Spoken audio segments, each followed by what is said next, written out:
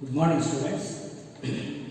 Today we are going for our next point, that is what are the accessory ducts and accessory glands. In last video we have studied about the main reproductive system, that is the primary sex organ. So name of the primary sex organ, it is nothing but pair of testes.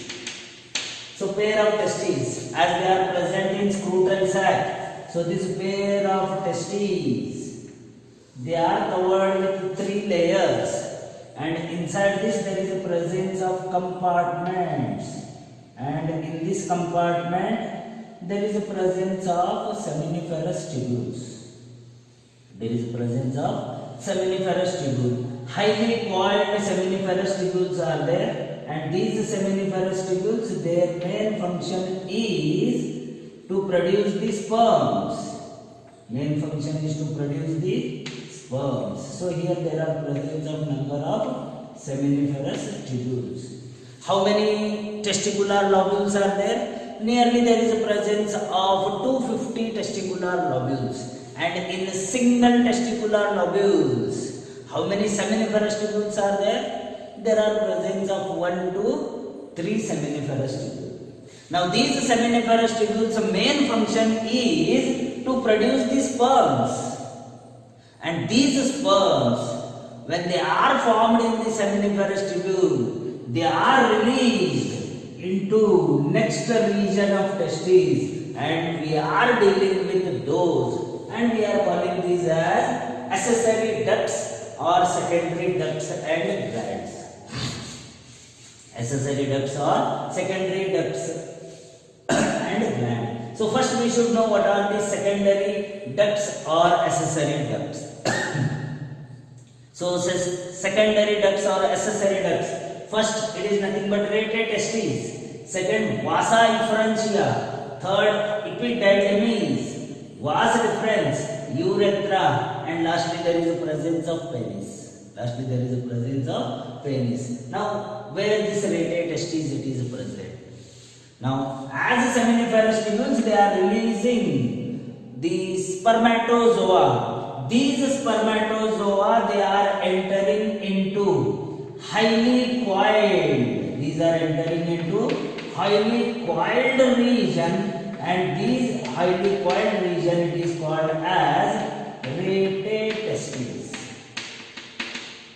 It is called as rete testes. Keep in mind, whatever all the number of seminiferous tubules are there, all the number of seminiferous tubules, they are joining at the base to a highly coiled tube, highly coiled tubular structure, that we are calling it as rete testes.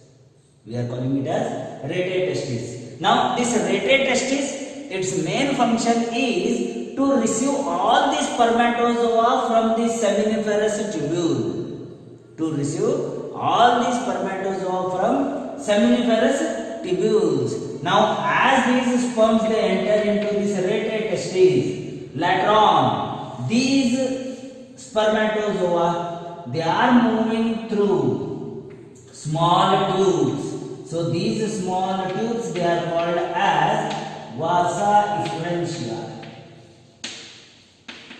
These are called as vasa efferentia.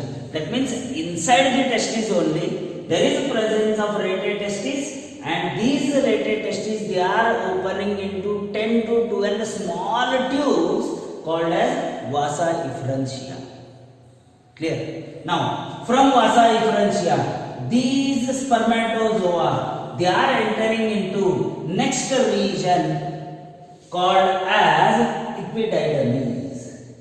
So, from seminiferous tubule, spermatozoa, they enter into rete testes. And from rete testes they are entering into vasa efferentia. And from vasa efferentia, these spermatozoa, they enter into next region, and this next region, it is called as epididymis. It is called as epididymis. Now, where this epididymis is present? Epididymis is present outside the testes. It is present on the testes. It is present on the testes. That means this is the testes. on the posterior side of the testis there is a presence of a coiled tube called as epididymis. Called as epididymis. That means this is the testis. On this testis there is a presence of one of the tube. This tube is present on the posterior side of the testis, and this tube it is called as epididymis. Now what is the function of this epididymis? Main function of the epididymis is storage and maturation of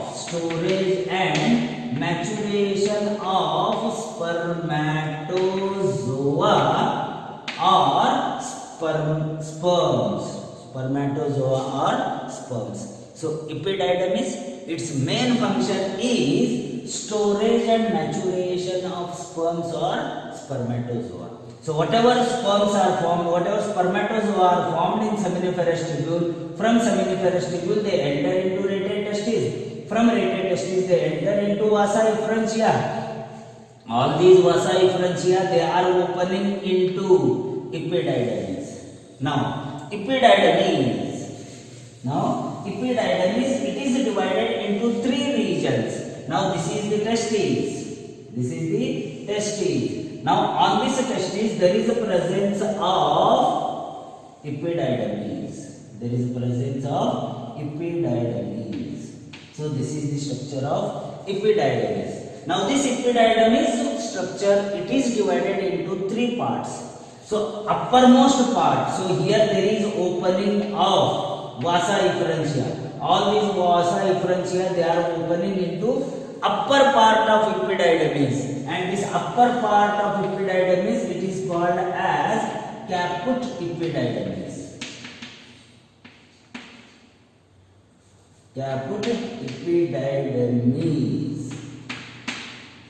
Uppermost part it is called as caput epididymis. Middle part it is called as corpus. Corpus epididymis, and lower part it is called as cada epididymis. That means this caput it is acting as head of the epididymis. Corpus it is acting as body of the epididymis, and cada it is acting as tail of epididymis. Now as this vasa efferentia it is opening into head of the epididymis, that is caput epididymis. From here sperms slowly they are migrating to the body, then they are migrating towards the tail. So here storage of sperms occur as well as maturation of sperms occur.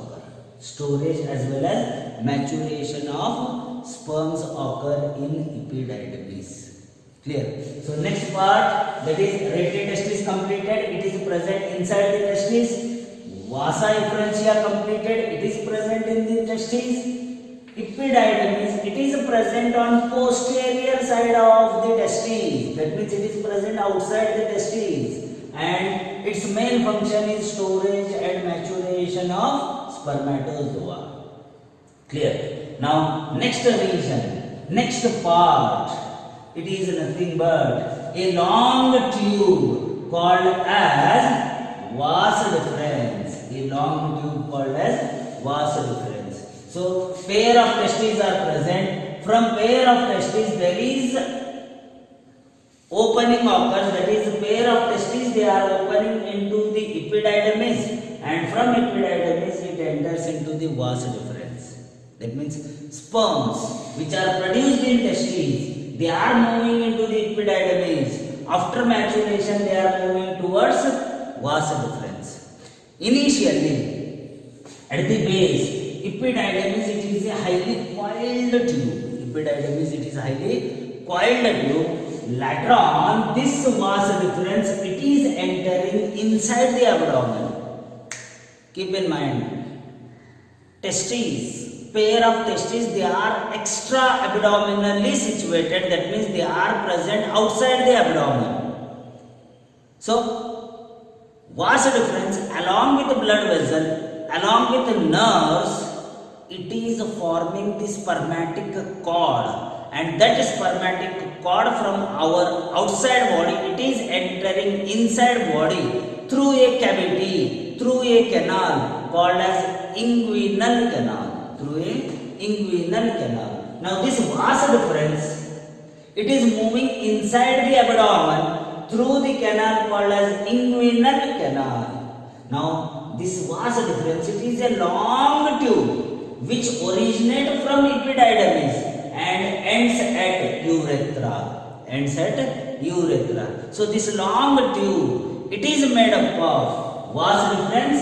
It is made up of stratified columnar epithelium. It is made up of stratified columnar epithelium. So this stratified columnar epithelium, it helps in transport or movement of sperms inside our body, that is through inguinal canal. Now this vas deferens, as it is originating from epididymis, it enters inside our abdomen. It takes one round around the ureters and it goes and attaches to the urethra. So this is called as urethra.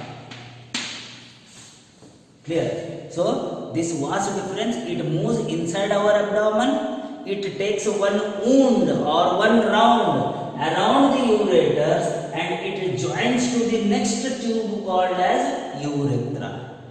Clear? Now, when it is joining to the urethra, in between there is a presence of one of the gland. So this gland, it is called as seminal vesicle. It is called as seminal vesicle. And the tube which is present between seminal vesicle and urethra, so this small tube, it is called as ejaculatory duct. It is called as ejaculatory duct. It is called as ejaculatory duct. Keep in mind. So here from epididymis tube, it forms, it moves inside and it makes attachment to the seminal vesicle, one of the gland. Up to here it is called as vas deferens. But when seminal vesicle is attached, so this much tube which is present between seminal vesicle and urethra, this small tube, it is called as ejaculatory duct. It is called as ejaculatory duct. Clear? Now, as ejaculatory duct, it moves forward, it makes attachment to the next tube called as urethra. So urethra, it is one of the part of the excretory organ, that is, it helps in releasing urine outside the body. It helps in releasing urine outside the body, as well as it helps in releasing sperms outside our body or releasing semen outside the body. So this urethra, it is the tube which is originating from urinary bladder. Urethra, it is the tube originating from urinary bladder. It makes attachment to the ejaculatory duct. It moves forward through the penis and it comes outside. So this small tube which helps in releasing urine as well as which helps in releasing semen outside the body. So this tube, it is called as urethra. It is called as urethra. Clear? So this is about the urethra. There is vas deferens over, urethra over. Last it is nothing but penis. Last it is nothing but penis. Outside our body, just above the scrotal sac or testes, there is a presence of penis. Now this penis, it is considered as copulatory organ of males. Penis, it is considered as a copulatory organ of penis.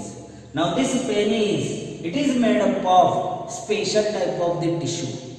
through which there is a movement of urethra. Through which there is movement of urethra. Now this penis, it is covered with, that means this penis at the tip, it is having somewhat enlarged portion. So the somewhat enlarged portion, it is called as glans penis.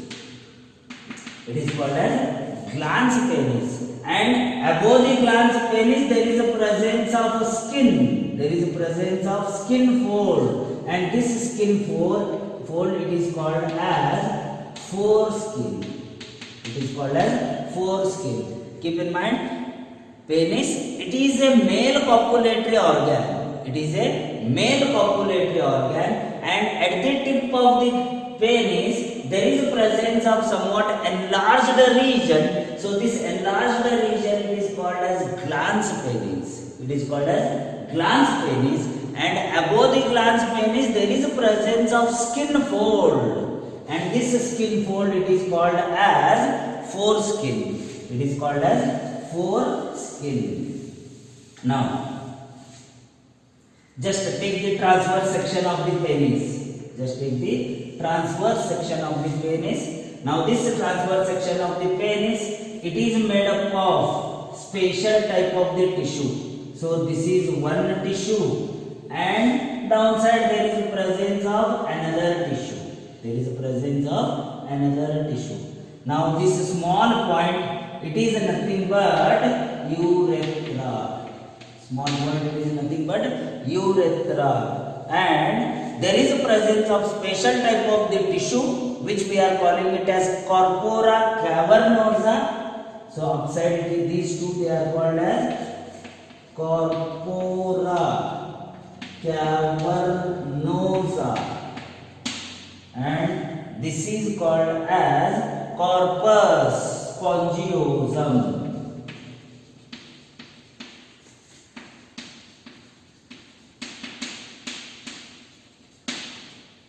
Clear? If we take the transverse section of the penis, so penis means outside there is a presence of skin, inside there is a presence of special type of the tissue. So three bundles of special type of the tissue is present. A pair of bundle, it is made up of corpora cavernosa. Pair of tissue, that is corpora cavernosa, and single bundle which is present, it is called as corpus spongiosum. Corpus spongiosum. Now, these special type of the tissues, they are having number of blood vessels. They are having number of blood vessels, and these special type of the tissues, when they get more and more blood, then they help in erection of the penis. It helps in erection of the penis or tightening of the penis, which helps in copulation. Which helps in copulation. That means during coitus, during copulation, erection of penis occur, and this erection of penis, it is occurring because of special type of the tissue called as corpora cavernosa and corpus spongiosum. So these corpora spongiosum and corpora cavernosa, these are the special type of the tissue which helps in erection of penis during coitus. Now, keep in mind, you will get NEET or CET question. Name the tissue in which there is presence of urethra. So, urethra, it is not present in corpora cavernosa. Urethra, it is present in corpus spongiosum. Urethra, it is present in corpus spongiosum. Now, this glans penis is there. Now, this glans penis, it is not made up of corpora cavernosa. Total glans penis, it is made up of corpus spongiosum. It is made up of corpus spongiosum. Clear? So, corpus spongiosum, it comes at the tip, it forms the glans penis, and in this glans penis there is presence of opening of the urethra, and this opening, it is called as urethral meatus. It is called as urethral meatus. So, in glans penis where there is a presence of opening of the urethra, it is called as urethral meatus. Now this urethral meatus, it helps in releasing urine outside our body, as well as it helps in releasing semen outside our body. Releasing urine as well as semen outside our body. Okay. Now these are the number of accessory ducts. That is rete testis, vasa efferentia, epididymis, vasa deferens, urethra and penis. Clear? For NEET, for CET, question will come. Name the path through which there is movement of sperms or spermatozoa occurs. So keep in mind, first part, where the sperms are produced, these are produced in seminal vesicle. These are produced in. So these are produced in. That is the structural and functional unit of testis. It is nothing but seminiferous tubules. So sperms, they are produced in seminiferous tubule. From there they are moving to the rete testis. From rete testis they are entering into the vasa efferentia. From there they are entering into epididymis. From epididymis they are entering into vasa deferens. From vasa deferens they are entering into urethra. And from urethra they are released outside our body through penis or through urethral meatus. Sometimes they will ask movement of sperms, that is the semen. Instead of giving last penis, they may give female copulatory organ, that is vagina. So if they are giving vagina, because semen it is released into the vagina. Semen it is released into the vagina. So these are the number of accessory ducts. Now come to the next, that is accessory glands. What are the number of accessory glands present in male reproductive system? Male reproductive system. Now accessory glands, that is the secondary glands present in male reproductive system, they are nothing but seminal vesicle, prostate gland, bulbourethral gland. Three types of glands are there: seminal vesicle, prostate gland, bulbourethral gland. Now this bulbourethral gland, it is also called as Cowper's gland. Bulbourethral gland, it is also called as Cowper's gland. Clear? Now seminal vesicles, already we have discussed. Where the seminal vesicles are present? Seminal vesicles. So these are the seminal vesicles. Seminal vesicles. So these seminal vesicles, they are present between ejaculatory duct and the vas deferens.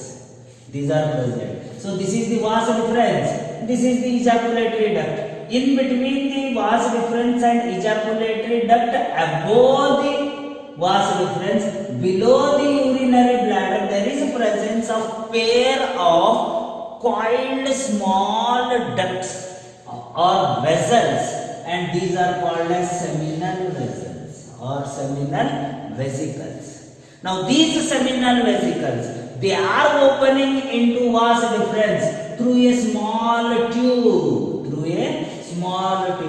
Just consider this is the vas deferens. Here there is a presence of seminal vesicle. So this is the opening and these are the seminal vesicle. These are the seminal vesicle. Now main function of this seminal vesicle is to secrete, to produce seminal fluid. Its main function is to secrete or to release seminal fluid.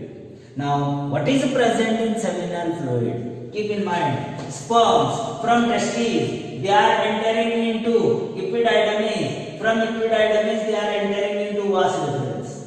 Now, when they are coming nearer to the seminal vesicle, it's release its secretion on the sperms, and this secretion it is called as seminal fluid. This secretion it is called as seminal fluid. Now this seminal fluid, it contains, what are the components present in seminal fluid? Fructose is there, proteins are there, citric acid is there, inorganic phosphorus is there, potassium is there, and prostaglandins are there. So, what is the composition of seminal fluid? Fructose, protein, citric acid, inorganic phosphorus, potassium and prostaglandins. That means, if we take the example of semen's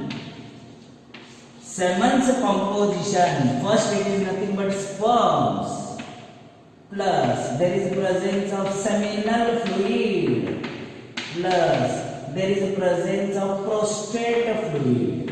There is a presence of prostate fluid. Semen, it contains or it is made up of sperms, seminal fluid, prostate fluid. Now seminal fluid, fructose is there. What is this fructose? It is a carbohydrate. And what is the function of carbohydrate? This is used by the sperms to get the energy. ATP, or to get the energy, fructose is used.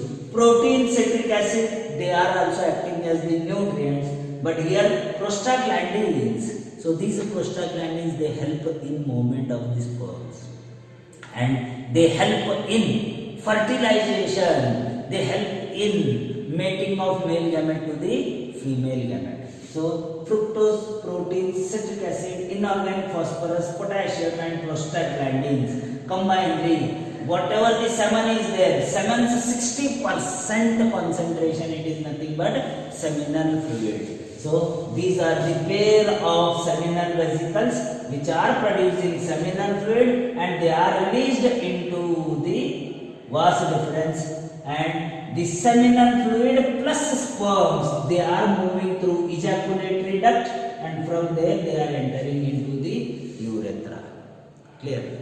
Next type of the gland, it is nothing but a prostate gland. Next type of the gland, it is nothing but prostate gland. So this much it is nothing but the prostate gland. It is nothing but prostate gland. Prostate gland, it is a spongy gland. Prostate gland, it is a spongy gland. Now this is spongy gland through which from one side ejaculatory duct is going inside the prostate gland. From another side urethra it is coming out. That means junction of ejaculatory duct and urethra, it is occurring in the prostate gland. Now this is prostate gland. It is releasing or it is having small tubes or small openings into the ejaculatory duct and urethra. Through that it is releasing its secretion called as prostate fluid. Now this prostate fluid, it forms 50 to 30% of semen. Sperms are there. Plus 60% there is a presence of seminal fluid and 15 to 30% there is a presence of prostate fluid. Now this prostate fluid, it is a clear and acidic fluid. Prostate fluid, it is a clear and acidic fluid. It activates sperms and provide nutrients. It activates sperms and provide nutrients. So prostate fluid, it is released. So keep in mind, from vas deferens only sperms are moving. Ejaculatory duct, sperms plus seminal fluid. Here urethra, sperms, seminal fluid plus prostate fluid. Like this there is movement of the sperms forward. And one more gland which is present in male reproductive system just behind the penis, it is nothing but Cowper's gland. So pair of Cowper's glands are present. Cowper's glands are present just behind the penis. So these Cowper's gland, they are also called as bulbourethral gland. They are also called as bulbourethral gland. Now these pair of Cowper's gland or bulbourethral gland, they are responsible for releasing alkaline fluid. They are releasing alkaline fluid, and this alkaline fluid, it is acting as lubricant. It helps in lubrication of urethra. It acts as a lubricant. So this lubricant, it maintains the pH of the urethra, plus it is responsible for reducing acidic condition in vagina so that sperm killing will not occur. So Cowper's gland, it is releasing alkaline fluid and it acts as the lubricant. So this lubricant, it helps in frictionless movement of penis into the vagina. Clear? So seminal fluid, prostate fluid, Cowper's gland plus sperms, totally they are forming the semen. And this semen, it is released outside our body through the copulatory organ called as a penis, and it is released into the female reproductive tract. Released into the female reproductive tract. Clear?